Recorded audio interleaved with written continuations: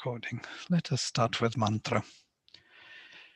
Om Vang me manasi pratisthita mano me vachi pratishthitam aviravirma edhi vedasyama ani stha shrutam me ma prahasi anena dhitena horatran samdadhami hritam vadashyami satyam vadashyami tanmamavatu tadvaktaramavatu avatu mam avatu vaktaram avatu vaktaram.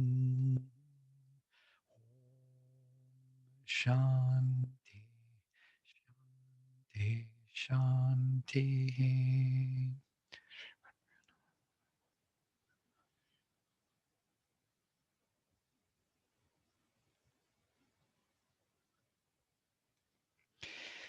Great. So last time I was talking to only one person was there, that was Rashi. And we looked into the concept of Svadhyaya and finished with the 4 levels of speech in Tantra.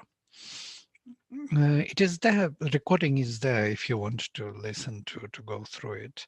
It's very significant and very important from the linguistic point of view, the development of general and theoretical linguistics,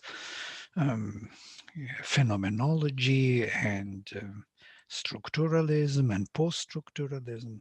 All those concepts will be, so to say, all those developmental paradigms which come later, philosophical and linguistic, will be based on this understanding of how Vachya and Vachaka relate, signified and signify how they relate, and what is the word actually.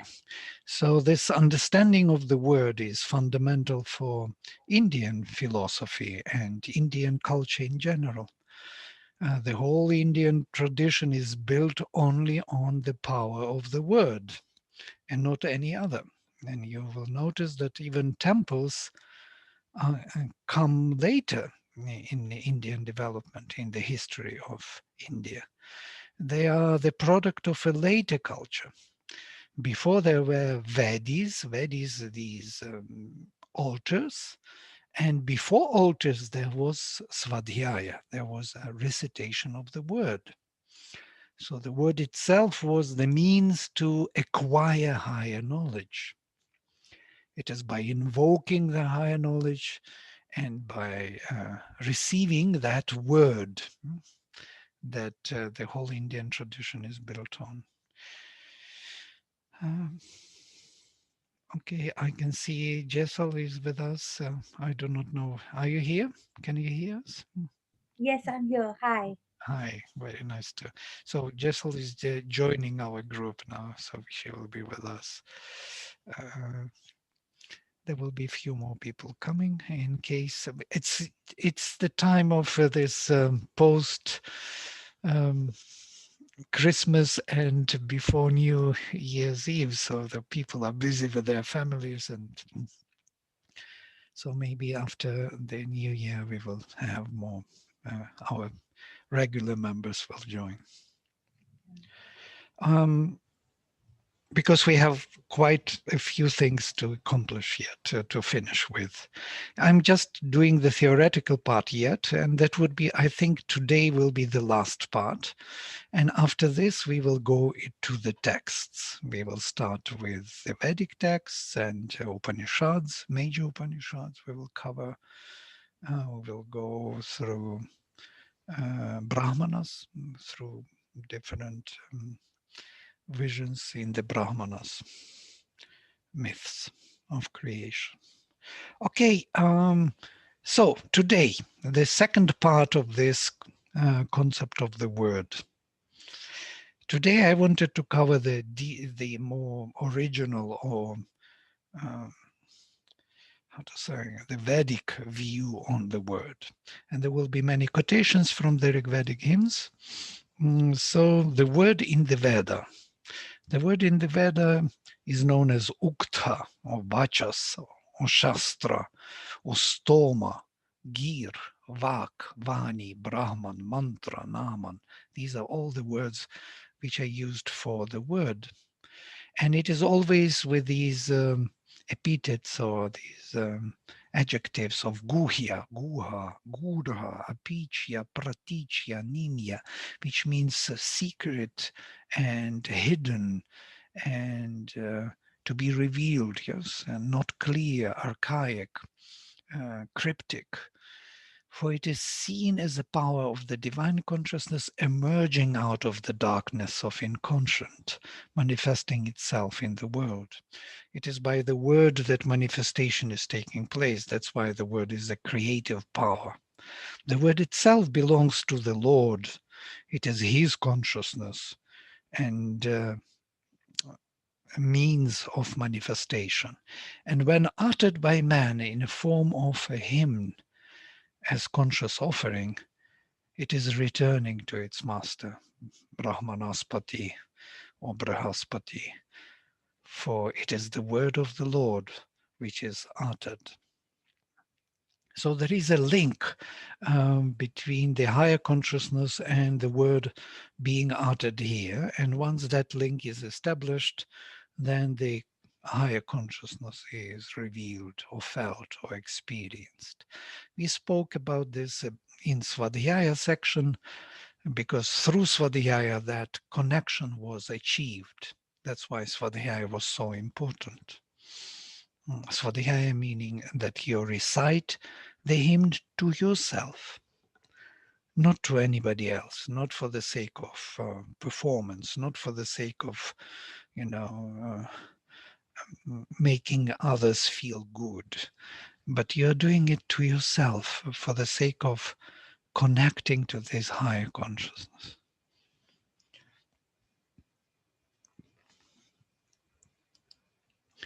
There is, in the Veda, there is what I discovered was quite amazing, that the word is perceived in this way. There is always a new word.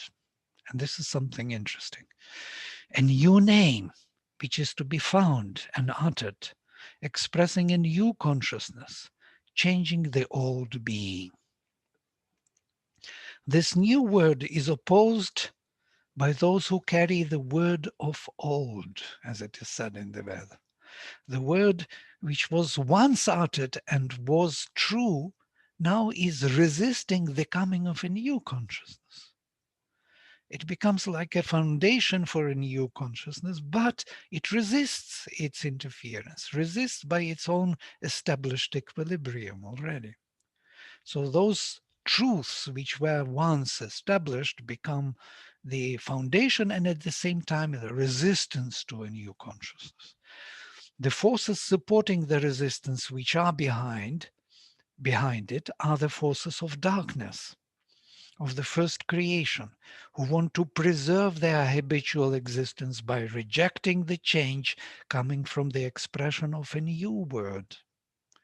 They corrupt the consciousness of man, the ever advancing pilgrim. This is the translation which Sri Aurobindo gives to the Vedic definition of man.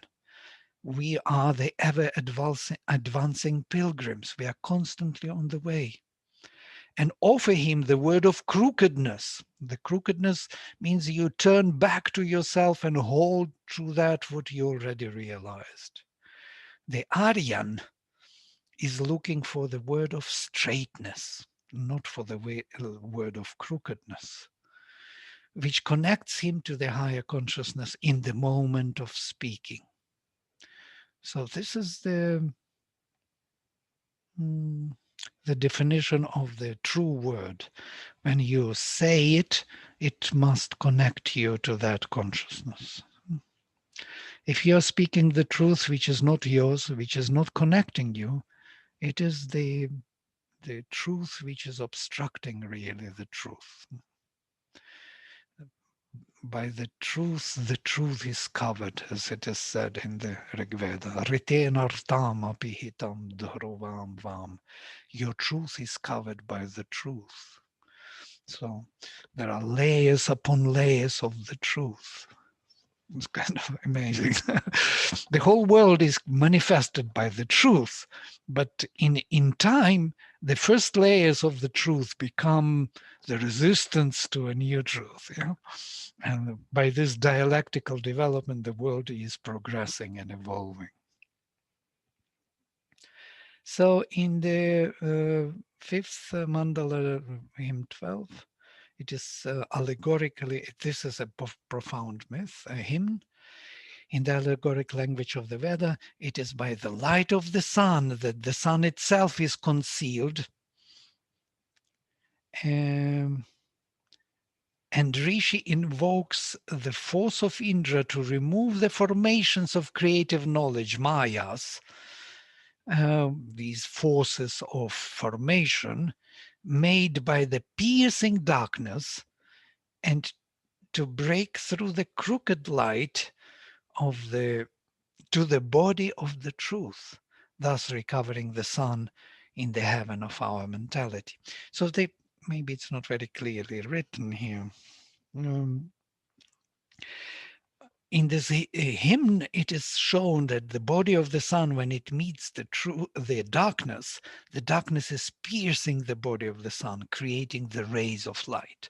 And these rays of light are already distorted truth. They are becoming the formations, the mayas, these forming powers of our manifestation. So we have the distortion or separation already from the overmental consciousness in Sri Aurobindo's language. The overmind is the first formation of the greater clusters of light within the darkness. Um, so I will take few kind of quotations from the hymns. This is the hymn to Brihaspati. Brihaspate prathamam vacho agram yat prayarata nama dheyam dadhanah yat esham shrishtham yadaripram asit prenatad esham nihitam guhavih. O Lord of the Word, O Brihaspati, that first movement of the Word at the beginning of creation, when they, gods, moved establishing the name that must be established, was the best and the pure that they discovered by the power of love hidden in the cave of the heart. Very dense in meaning verse. In one verse, the all relations to the word. The word is rising from the heart. It is discovered as the power of Brihaspati, the power within the heart, forming the intention of aspiration towards the truth. And again, namadheyam, this is the constant term in the Veda, establishing that which is to be established uh, as the name as the formation of some meaning, of some um, new meaning, which has to enter into manifestation and form its shape, shape it into particular form.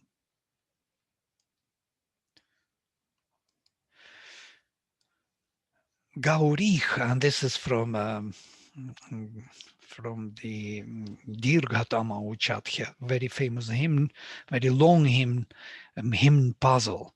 Gaurich mimaya salilani takshati ekapadi dvipadi sa chatushpadi ashtapadi navapadi babhuvushi sahasrakshara paramevi yoman. This is very often quoted by all Aranyakas, Brahmanas, when they speak about the word. She, the word, she is always she, is the power of the divine, has created the streams of luminous waters, the word, the strongest among lights. She has fashioned all the creatures as one, two, and four-footed, who have become the 8 and 9-footed. The 1,000 aksharas of the word are in the highest heaven. So the rishis saw this word with potential aksharas or ideas, powers, ideas, which have to manifest here in this world. And they bring those powers, ideas down through their hymns, invocations, expressions of that higher consciousness in our bodies.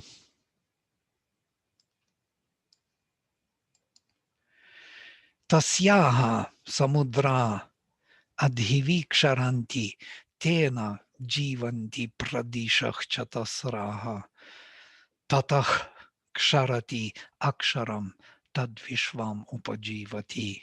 It is from her, Tasyaha, the all-creating word,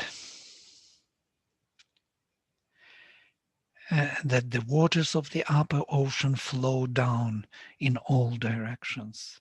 It is by that movement all live in every corner of the world.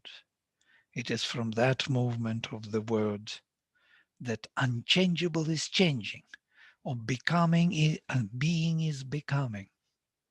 It is from that movement that all universe lives.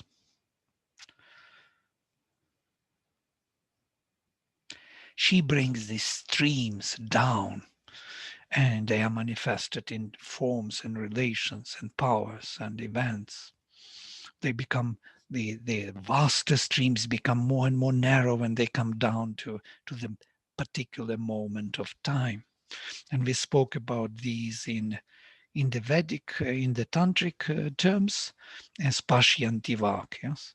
There are Mahapashyantis, there are greater intentions, which are narrowing down to the particular moment of time. So in this moment of time, I am manifesting only this part, but this part is related to the vaster Mahapashyanti, having great intention and great intention and so on until it reaches to the highest consciousness from which all intentions are being generated. Makes sense? Or not very much. Sounds very poetic, but maybe it doesn't make sense. It should make sense. You should immediately see the truth of it. That Abhinavagupta describes it in very simple language, like saying that I want to go to the village, for example. But to go to the village, I have to close my house to feed the cows and so on and so forth. So you have that Mahapashyanti to go to the village, and then you have smaller Pashyantis. In order to go to the village, you have to do many things.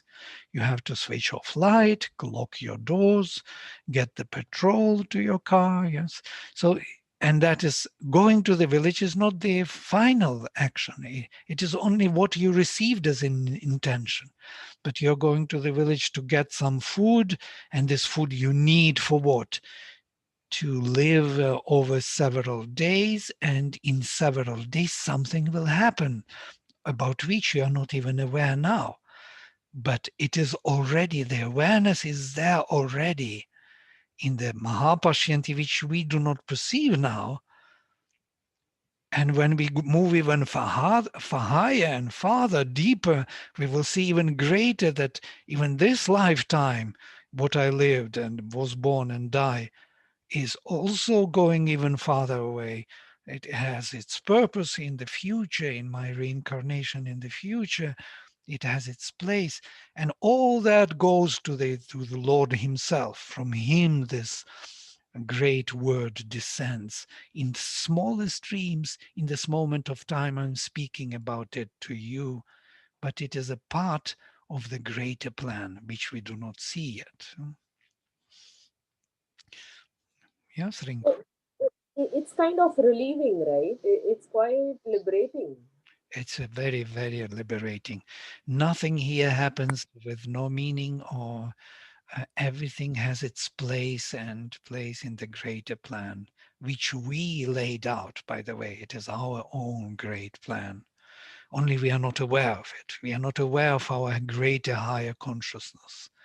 We think somebody is imposing on us something. Actually, it's like Thing. When you say rishis were the one who could hear these words or they could see. right. So, as I have heard, you feel the experience first, and then we try to put it in words. That's what normal logic speaks, right? Yeah. Yeah. You feel their intention, something, or aha, or you work on something, for example, and then you feel that Yeah. aha moment. I know, but I do not know how to say it yet. So and then you find the words, you find the means of expression, and then it is it can be communicated to our surface consciousness, and we can perceive it on the surface. We can make connection. We can bridge to the deeper consciousness. How to improve this? That's my question. How to improve this gap?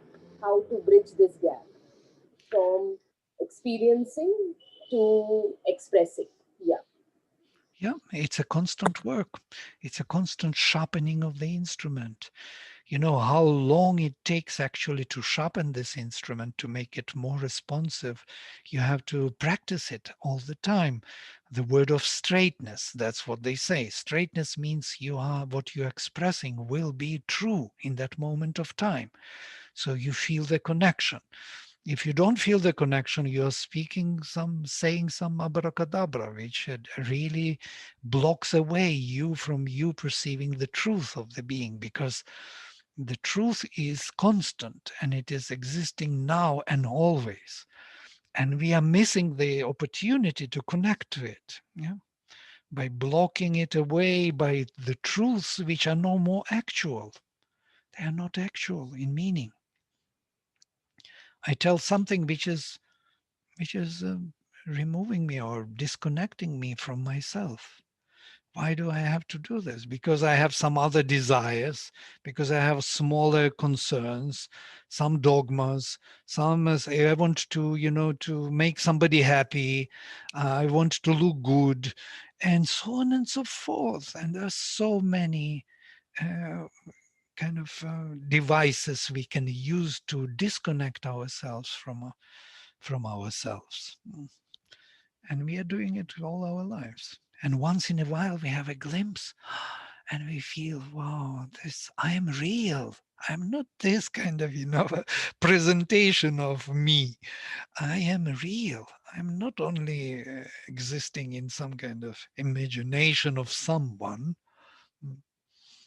That's what somebody was telling when she met the mother. She came from she's the mother of Aurosan, of the first son in Auroville. Some of you may have been to Auroville and know that he's such a nice boy. And she's from Sweden. Yeah, and when she arrived, she had no knowledge about spirituality, anything. She came to Auroville and she met the mother. And she said, when I met her, I came and I sat down in front of her, and there I was. I recognized the being in front of me, and she knew me. I became real, she says. I knew suddenly that I'm real, not just in imagination of some kind. So that consciousness saw her as real, and that was the connection. That is the word of straightness. That is the connection, the bridge which we must, that our only obligation is to connect constantly to ourselves through all the means. What you always recite the Shanti part. That's your mind, heart, and your words should align. Yeah, what we do with Shantipatha, what we do with Svadhyaya, we are training our consciousness to connect to the higher consciousness. And that is Svadhyaya. We are constantly bridging and trying to get the glimpse or the of our higher perception, or have that experience of the connection. And then that has to become constant in our own life. We have to speak the truth, which connects us and not disconnects us. And sometimes the dogmas and the philosophies can disconnect very well. Religions can disconnect because they speak dogmas which you do not feel, do not know. So you will say something and you will be sure about it and you will insist on it. You will want others to follow it. That means you are not aware of the truth. Because the moment you become aware, you can't really impose it on others because you know that they have their own journey to make, that they have their own connection to make. It's very, very strange. Once you have that experience, it's very different. It's like Hinduism. Hinduism is never imposing itself, That is sometimes very dangerous to see this tendency of some people wanting to make it more militant, because then they lose the very, you know, core of the truth. So it becomes something else. Hinduism should never be militant. It is something else. It is allowing any truth to manifest in whatever way.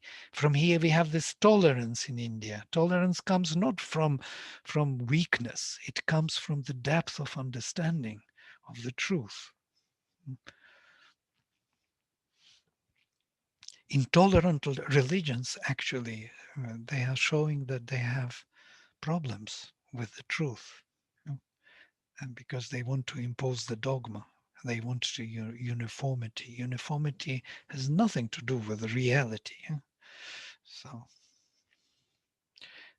all these isms, communism, socialisms, that is the very dangerous path.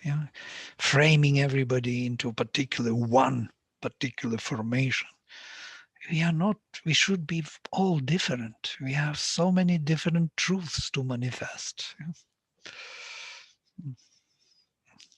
Anyhow, this is a topic, very, very dangerous topic also to go into.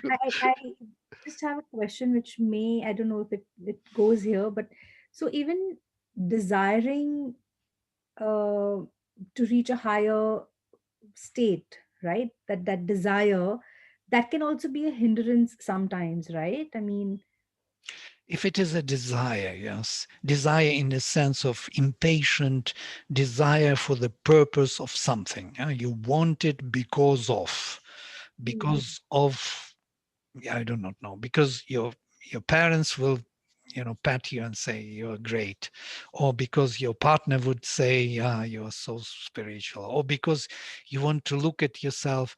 There's always this kind of because of.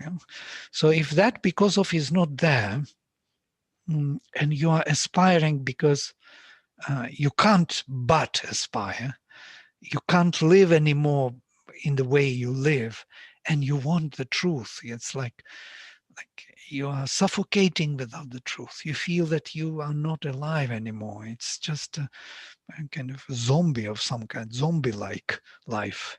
Then, of course, it is a thirst for knowledge. It is right. not a desire to get it in particular form to then show others how knowledgeable you are, or something. So, but then when we read in the Vedas, like in the initial few, in the it is out of desire that the one created his many selves, right? He wanted to be many, yes. Well, his desire is a bit different, I guess, Yeah. than ours. Yes. But Sri Aurobindo is not afraid of this word desire. He is using it in Savitri very often, the divine desire, he speaks. So desire is actually the aspiration, but it is framed in the lower consciousness, in the consciousness of which is separated. And because of that, it is very smoky desire. It's like fire burning, but creating a lot of dark smoke. Uh, and um, and once the fire is uh, rising into the higher levels of consciousness, the smoke disappears and the fire becomes pure and luminous. So in a way, it is the same movement, only in the lower Low. consciousness. Okay. Well, again, yes, it's a very many many interpretations we can give to it, but we have to have our own kind of discernment or our own viveka, yes, to see the truth. And this is, otherwise the words are not really doing the justice to it.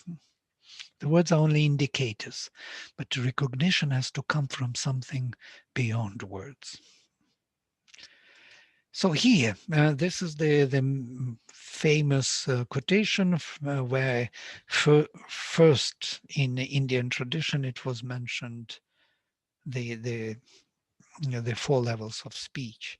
The word Chatvari vak parimita padani tani vidur brahmana ye manishinach guha trini nihita nengayanti turiyam vacho manushya badanti. The word has been measured in 4 quarters. Those quarters are known to the knowers of the word, brahmanas. Brahmana means, actually, Brahmin means the one who carries the word. Brahman is the word, the hymn. From root brich, to expand. It expands the consciousness. And later it becomes the spirit. Brahman becomes the spirit. Yeah? But the first meaning is the word, who possesses also the power of the mind, manishinach. In the hidden place, the 3 are established, which do not move, the 3 first, and the 4th one, men speak here. So this was about 4 levels of speech in Tantra. So the word creates the world. It is descending from the Lord, and it is rising up back to his master, manifesting him in the lower hemisphere. It is by this stirring within the creation of a triple being of mind, life, and body that the word brings into motion the divine consciousness and creates all in the being in a new fashion, most suitable for the divine expression. Here is the quotation from the same very hymn of Dirghatama or Chatya. Krishnam niyanam harayach suparna apo vasana divam utpatanti ta avar vritran sadanadritasya adid gritena prithivi vi udiyate. Dark the descent and golden the birds. Now these birds, somewhere Mother describes this as birds descending down from the higher consciousness. Golden the birds and dark the descent. They see the darkness and they plunge down into the darkness, these golden birds, these aha moments, these intentions we receive, these lightnings, this flashing of in our consciousness. Thus wearing the robes of waters, they are rising to heaven, and again they return from seat of the truth, and all the earth is moistened with their golden clarity. When they dive into the darkness, they take onto their wings the waters, the lower, darker waters, and bring those darker waters up to the seat of the truth, and then again descend and bring the luminous clarity down. So this is the stirring which is taking place between heaven and earth, which this word, this action of consciousness is doing. Who are these golden birds descending into the darkness and wearing the form of waters apas on the way up? Why do they fly up to the sky again and again return to the earth to moisten it with the clarified butter, Ghrita? Ghrita is the symbol of the purified mentality. It is on the way up they wear the waters of our offering. On the way back they carry the clarified batter to nourish the growth of Agni in us, the divine will which is growing within us, the luminous dweller within the substance. They descend into the darkness as shining birds from heaven, and they ascend carrying our unillumined substance of consciousness up us to heaven for transformation. This is something very beautiful and simple and complex in every way. So this is the language rishis speak, very significant and symbolic and intuitive. It cannot be, it's not an explanation, yeah? It's a kind of vision or some kind of adherence to the truth, a glimpse of the truth.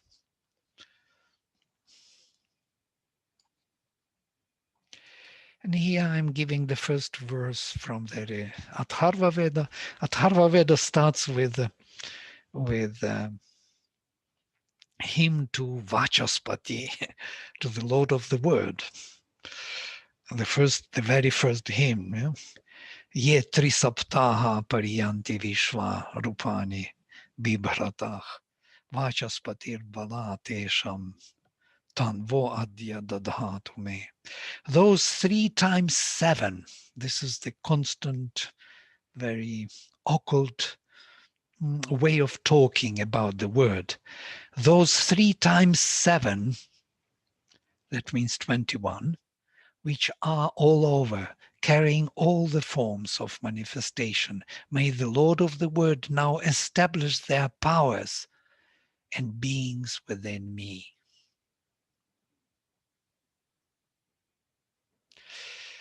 I will not read the whole thing. You can read it for yourself. You will have this PowerPoint presentation. I would rather go straight to even not this. It's you can read from Atharva Veda. What I want us to look into today is this Trisapta. Because this 3 times 7 is mentioned many times in the Rig Veda in different places. Trisaptayad guhyani tuve id pada avidan nihitaya jniyasach tebhich rakshante amritam sajoshach. 3 times 7 seeds of Agni are secretly established in him. Thus the sacrificial beings discovered by these agreeing together, they protect immortality. So by these 3 times 7, the immortality is being protected, is being held in this manifestation.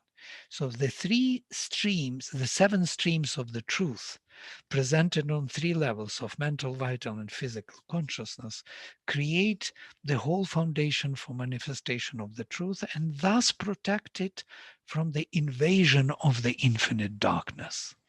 These are the famous Rodasi, heaven and earth, and the space in between, Antariksham, which protect the embodied consciousness from abhava, from the abyss of the inconscient, according to Agastya Rishi.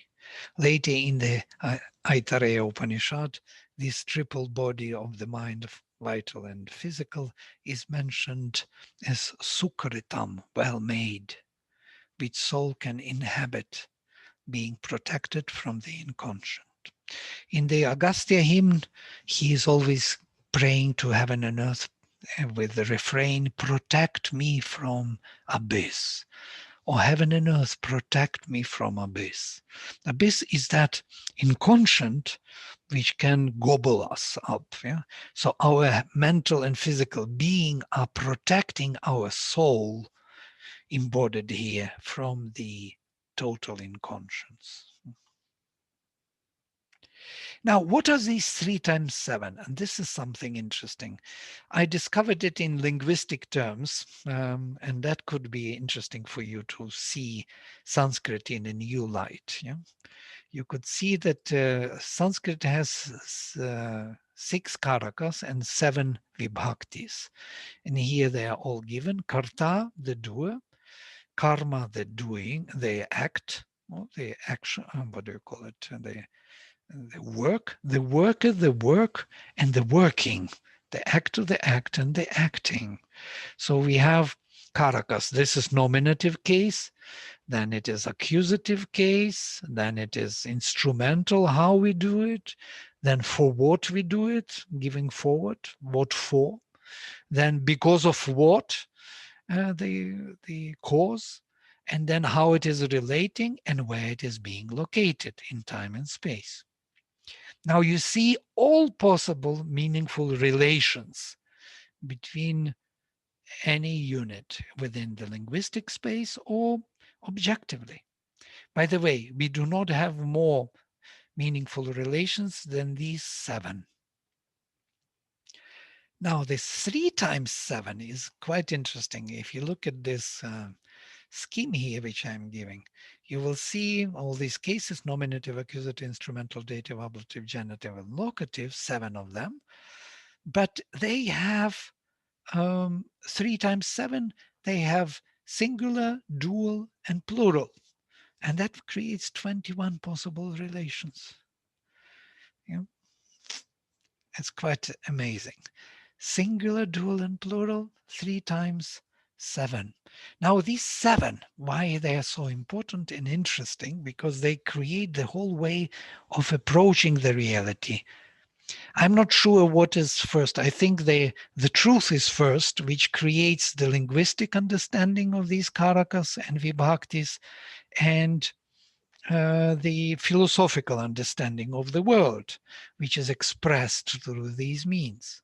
So if you see that nominative karta is always necessary, it is the first one, because without the nominative case, there's nothing to say.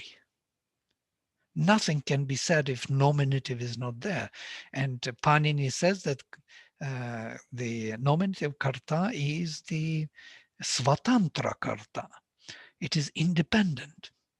The only case we have in all cases in the linguistic space is the nominative, which is independent. For example, if I say something, I start saying the tree is beautiful. Yeah? Now, the tree I introduce at will. There is no relation to it from what we were talking before. I introduced it at will. And then once I introduce the nominative, all other words are related to this nominative. So is beautiful is only related to the tree. Yeah? Is drying is, and so on and so forth. Yeah? So I is the nominative, am going home by bus for dinner. Now all these, by bus, for dinner, home, these are related to I through going. Without I going home by bus doesn't make any sense.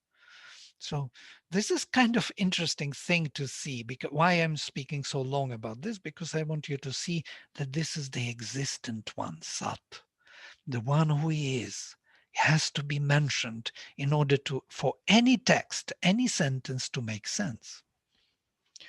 Now, I am going home.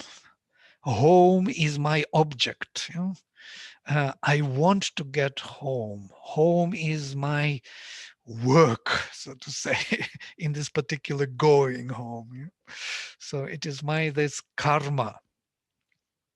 So that is something I put it as my intention or my objective, or I focused my consciousness on that action, so to say, chit tapas.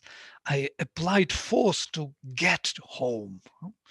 I applied consciousness and force to get home. Home is my karma. But how do I get home? By bus.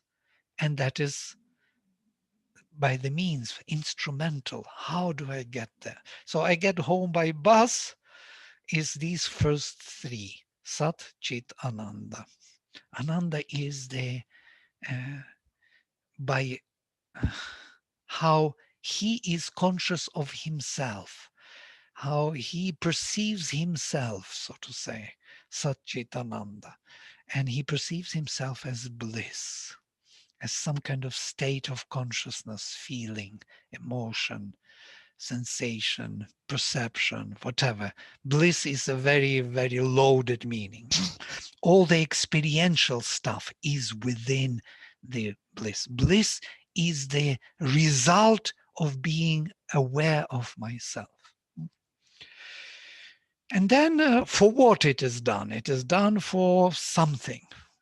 I'm going home by bus for dinner, to get dinner. And that is a dative case. And why? What was the reason? Because my father called me, because I am hungry, because it is over, the office hours are over and I have to go home. So there are so many causes which are causing that going there for that. So the cause is related to the past or to the cause, and the dative case relates to the future. And then how it is related. I'm going to my mother's home for dinner by bus. Yes? So my mother's is actually karaka. It's not karaka. Panini says that sambandha is not a karaka because it does not require the verb. So it's my home, his home. So the verb is not necessary to make a connection. And then I'm going in the evening or on the road, and so on, location in time and space. So these are all possible relations, and there are no more. Only these 7. And if you think of it, you will be shocked that we have only this limited set of instruments given to us. These are mental categories which are manifesting the world. This is the Indra's language. Indra created these categories and captured the word of Brihaspati into it, into this net of relations. And only through these relations we arrive at meaning. We cannot do it directly anymore. We need grammar. So I wanted you to see these 7 streams, and you can see how beautifully they manifest in this Indian philosophy, Sat Chit Ananda, Vijnana, Manas, Prana, and Annam. These are the 7 streams of consciousness. The one who is, who perceives himself or acts upon himself in the particular way, Ananda, for the sake of manifestation, for the sake of happening something, because of something, of some reason, manas. Manas is always looking for the cause. It's always cause and effect. Mind is engaged in this cause and effect thinking. Prana, the relations, how all uh, feelings, emotions relate, what it means in terms of relations, genitive case. And annam, the matter, location in the body. It is all located here in the particular shape, the particular form, in a particular time. So you can see that the whole philosophy, the whole vision of Hinduism is somehow built on this perception of the word and its semantic properties.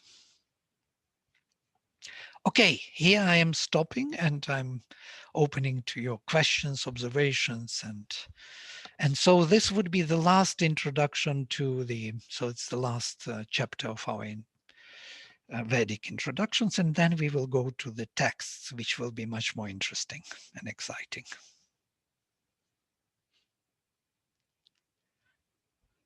Um, okay, so to me, this is really interesting because it helps me understand a little bit more what consciousness is, and I really like this framework because so far it was very abstract for me to relate to the term consciousness. I mean, there are some connections and there is some vague understanding, but this gives me a very nice framework, and the 3 by 7 as well.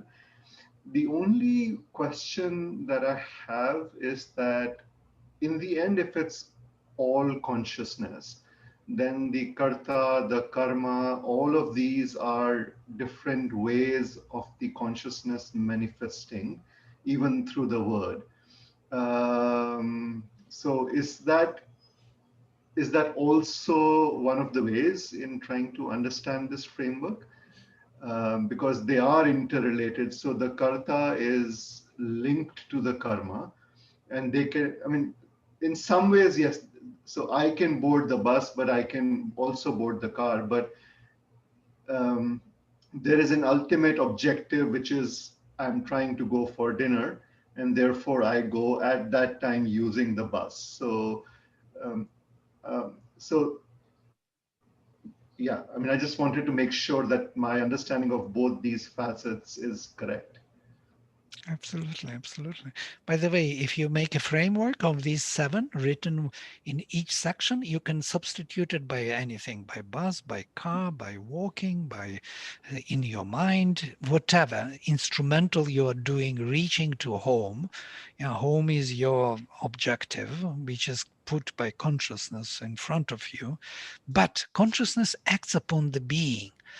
And this is something interesting. So we speak about consciousness. The word is consciousness, power, but it acts upon the being, upon someone who is. It recognizes him and acts upon him and upon everything else, connecting him who is to what is. You know? So it's all around that first nominative, and consciousness is actually starting from the second one. Nominative has consciousness, but it acts in a particular way, connecting everything together in a meaningful fashion through action. And all of these, yes, you're absolutely right. They are all manifestations of that being through his consciousness. There is nothing else. It's profound. It's simple. And it is really making a right hierarchy in our mind, that our mind can, avoid all kind of misunderstandings. You can really straighten up things without being bewildered by some kind of nice words about things. And also there's something more to it. You can see that in every action, if you cover these seven criteria, seven semantic properties, in whatever, for example, you deal with some, I do not know, you're consulting some business or some company. Yeah? If they do not cover these 7, they will never be totally successful. But if they clarify these 7 possible semantic relations and they are aware of them, they can do everything. So first of all, you have to know what, then you have to know what for, then you had to know how. Yeah, these are the questions which have to be answered. Who, what, how, why, where from, or what is the cause, and with whom it is related, and where it is being located, manifested. So once you cover these points, you should be successful in every undertaking. So the linguistics can So this, help us. Yes, Link. so this can actually become a map for even kind of diagnosing a psychological up and down. Absolutely. What is the difference? It's consciousness acting. And actually, it's a framework for every successful, hierarchical, meaningful relations in the world and within yourself. So, first question, if in psychology, would be, who am I? Here we have who this nominative is actually. Who is really there? Who is real? Who is true? And then what that thing that he who is real wants. What is his karma, so to say, here? What for he is here in this world? What is he? First, who is he, and then what is he? I was experimenting with this long ago and had very interesting verses. Let me open that for you in a second. I created a poetry once long ago. A poem with I. levels of meaning.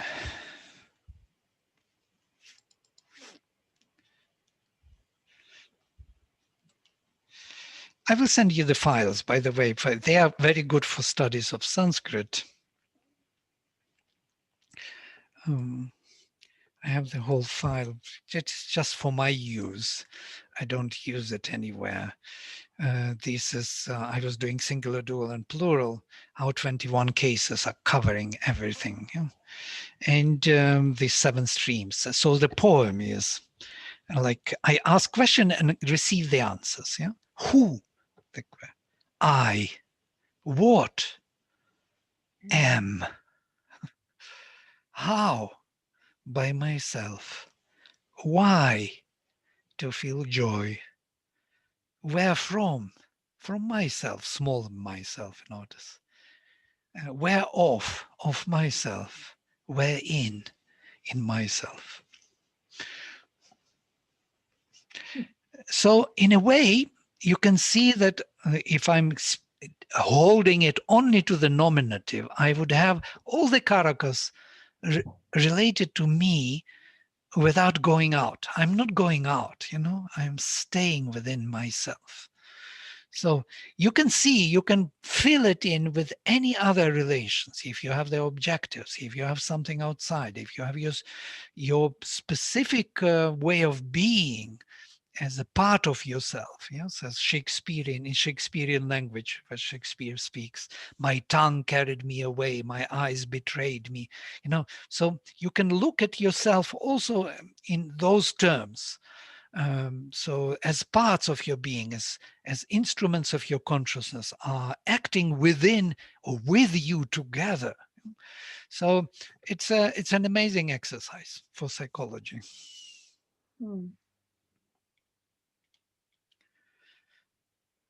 Yeah, these we went through them.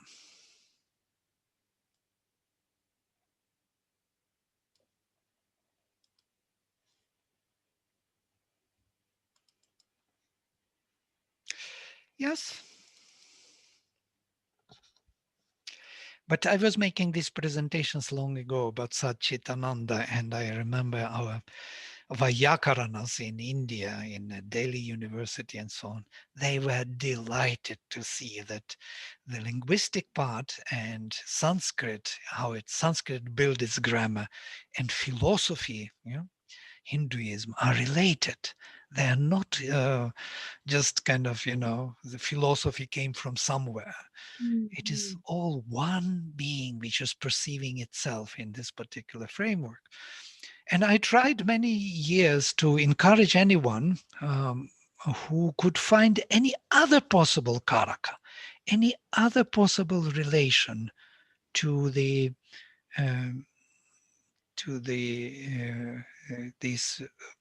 beyond these 7 major karakas. And I never could find. I looked into many different languages. Finnish language has 13 or even more vibhaktis, cases. But you will see that those cases will be kind of related to the same. There will be several accusative cases, several instrumental, but that would be not a new case. You cannot create a new question. Yeah? Who, what, how, why, where from, what is the cause, whose, how it is related, and where in time and space. You cannot have some other meaningful relation. And this was for me a shock. Because if these are the only ones that we understand how mind works, how mental consciousness works, and what Indra did to us, how this, and you can see that our linguistic space and our outer space are totally related. If I say I'm going home by bus, in my mental space, in my linguistic space, nominative by the instrument of the bus going home for something, it is the same way it is happening in the physical space. There is that bus which is going home and me in the bus. So there is no difference between the inner and outer space. They are totally corresponding. Hmm. So we built the world outside in accordance with our mental capacity, with our faculties. If we would have different set of relations, we would see a very different world, I think.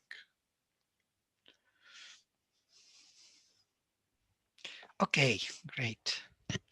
So this ends our introduction. It is like we did 14 meetings, and we will start with the text. Next time we will take Isha Upanishad and we will look into it. Or maybe something older from the Rig Veda, the hymn number 1 of the Rig Veda, or some hymns from the Rig Veda we must take. I thought better to start with older Upanishad and then come to the Veda because it's easier for the mind. And then take few hymns from the Rig Veda and analyze them thoroughly, that we go deep enough to understand how things relate. Some hymns from the 10th Will we, mandala, maybe. will we even discuss what Sri Aurobindo's and Mata's views are on it? Say it again. Will we even discuss what Sri Aurobindo's and the mother's views are on those hymns? Definitely, definitely. That's all based on Sri Aurobindo, and because without Sri Aurobindo, there's not much to do there in that realm, unfortunately. Maybe in the Upanishads you may have more interpretations, but in the Veda, Rig Veda, there is hardly anything meaningful. Only ritualistic, and that is not enough. Sayana cannot give us really kind of comprehensive understanding, psychological interpretation of the Veda. Great. Okay, so next time we will start with, I think, we will decide. There will be few options. I will show you the options and you will say what you want. It doesn't matter where we start. Matters that we cover them. All right, I'm closing with mantra. Om Sarve Bhavantu Sukhinaha Sarve Santo Niramaya Sarve Bhadrani Pashyantu Ma Kaschit Dukha Bhag Bhavet. Om Shanti Shanti Shanti. Hari Om. See you. Bye. Namaste.